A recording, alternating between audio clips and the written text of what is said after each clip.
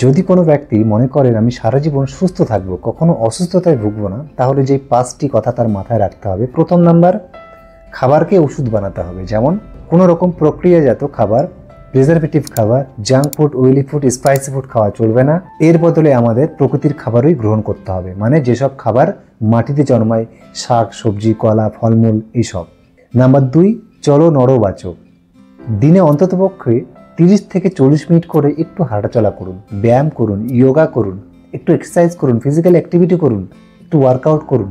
কারণ চলাফেরা মানেই আমাদের শরীরে রক্ত সচল থাকে, এবং শরীরে রক্ত চলাচল করছে মানে আপনি জীবিত আছেন, সুস্থ আছেন। নাম্বার 3, ঘুমকে সম্মান দিন। যথেষ্ট পরিমাণে ঘুমানোর চেষ্টা করুন, কারণ ঘুম হলো আমাদের শরীরে একটি ন্যাচারাল হিলার, একটা প্রাকৃতিক মেডিসিন, ঔষধ, যেটা আমাদের শরীরে প্রত্যেকের জন্য 7 থেকে 8 ঘন্টা খুব কমপক্ষে সকলেরই দরকার।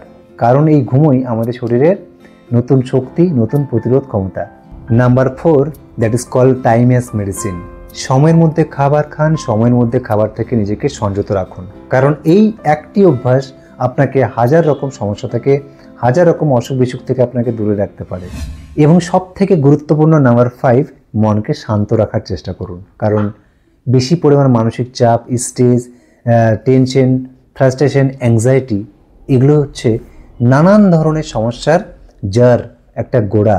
তাই প্রত্যেকটা দিন অন্তত পক্ষে আপনাকে 10 থেকে 15 মিনিট নিজের জন্য, নিজের শরীরের সাথে কথা বলার জন্য বের করুন। এবং খুব কম করে হলেও 10 থেকে 15 মিনিট করে প্রত্যেকটা ব্যক্তিরই মেডিটেশন, প্রেয়ার এবং ডিপ ব্রিথিং করা উচিত। এই 5টি নিয়ম যে ফলো করতে পারবে সঠিকভাবে, সেই ব্যক্তি সুস্থ থাকার দাবিদার।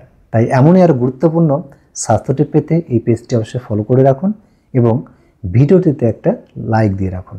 ধন্যবাদ।